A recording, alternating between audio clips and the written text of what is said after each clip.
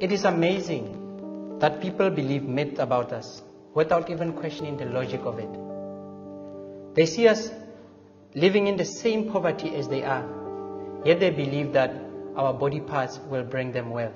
It doesn't make sense, Bazalwane. They want you to believe that when we die, we disappear, but they are using our body parts as mutis. The reason for all these wrong myths is so that you are deceived while their brutality continues.